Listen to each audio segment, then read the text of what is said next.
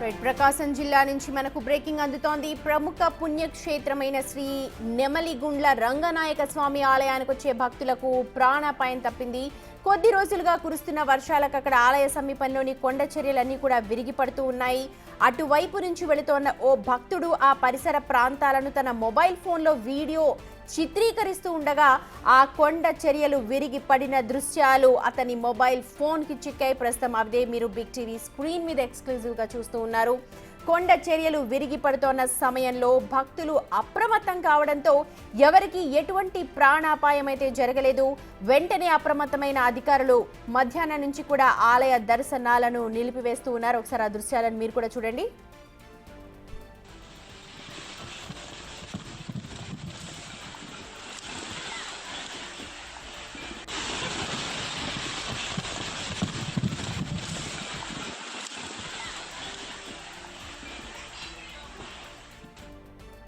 చూడొచ్చు ఎంత పెద్ద బండరాయి ఊడిపడిందో. కొండ చర్యల చుట్టుపక్కల ఉంటుంది ఆలయం. అయితే ఈ మధ్య కురిసిన భారీ వర్షాలకు అక్కడ కొండ చర్యలన్నీ కూడా విరిగి పడుతూ ఉన్నాయి ఈ మధ్య కాలంలో. కానీ భక్తులు ఎవరు ఇప్పుడు అక్కడ లేకపోవడంతో పెద్ద ప్రాణాపాయం తప్పిందనే చెప్పాలి. ఎందుకంటే చూడొచ్చు ఒక భక్తుడు ఎలాగ పరుగున తన ప్రాణాన్ని కాపాడుకోవడానికి పరిగెడుతూ ఉన్నాడో.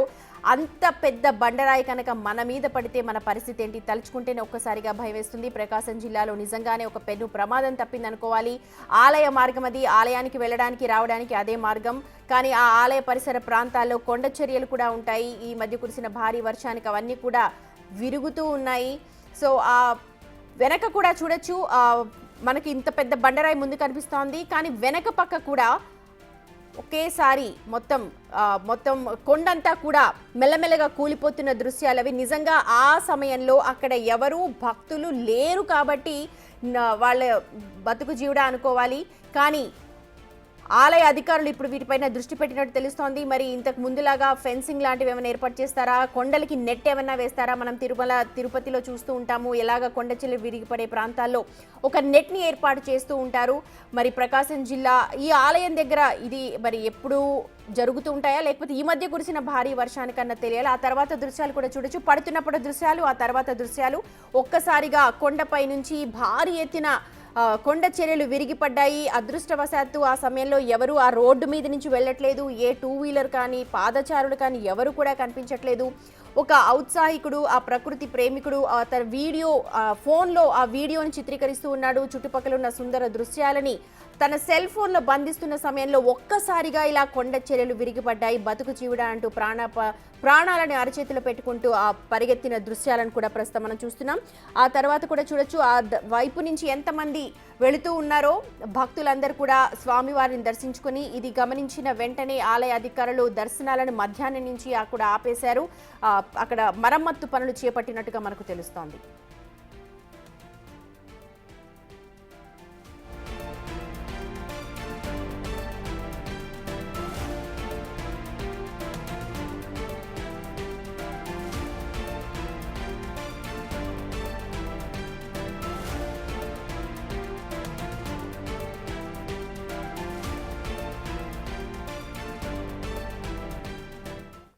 రైట్, ఈ ఘటనపై పూర్తి సమాచారాన్ని మా ప్రతినిధి శ్రీనివాస్ అందిస్తారు. శ్రీనివాస్, ఆలయ అధికారులు ఏమైనా స్పందించారా? ఈ కొండ చర్యలు విరిగిపట్టం పైన ఎటువంటి చర్యలు తీసుకోబోతున్నారు?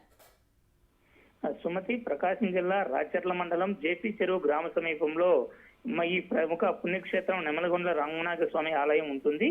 ఈ ఆలయం మొత్తం కూడా పూర్తిగా నల్లమల ఫారెస్ట్ లోపల డీప్ ఫారెస్ట్ లో ఉంటుంది. వారంలో ఒక్కరోజు మాత్రమే ఆ రంగనాయక స్వామి దర్శనం కూడా ఏర్పాటు చేస్తారు. ప్రతి వారంలో శనివారం ఒక్కరోజు మాత్రమే ఇక్కడికి భక్తులు వచ్చి స్వామివారిని దర్శనం చేసుకొని వెళ్తూ ఉంటారు. మిగిలిన 6 రోజుల పాటు కూడా దేవాలయం మూసే ఉంటుంది. ఈ రోజు శనివారం కావడంతో ఈ శనివారం రోజు చుట్టుపక్కల జిల్లాతో పాటుగా అటు కర్నూలు జిల్లా నుంచి కూడా పెద్ద ఎత్తున భక్తులు అయితే అక్కడికి చేరుకుంటూ ఉంటారు.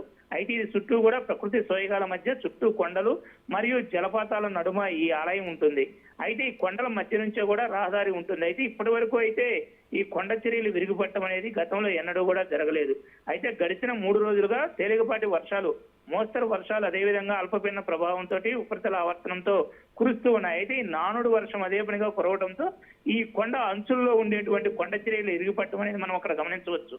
గతంలో ఇదే విధంగా విజయవాడ కనకదుర్గమ్మ ఆలయం వద్ద ఈ కొన్ని కొండ ప్రాంతాల్లో ఉండేటువంటి ఆలయాల వద్ద ఈ రాళ్ళు మట్టి ఎప్పుడైతే వర్షానికి కరిగిపోతుందో ఆ పైన ఉండేటువంటి రాళ్ళు మొత్తం కూడా పైనుంచి దొలుతూ కింద వచ్చి పడటం గమనించవచ్చు. అయితే ఇక్కడ కూడా ఈ రోజు కూడా అదే విధంగా జరుగుతున్న సమయంలో ఒక భక్తుడు తన సెల్ ఫోన్ లో చిత్రీకరిస్తూ ఆ దృశ్యాలను కూడా చిత్రీకరించడం జరిగింది.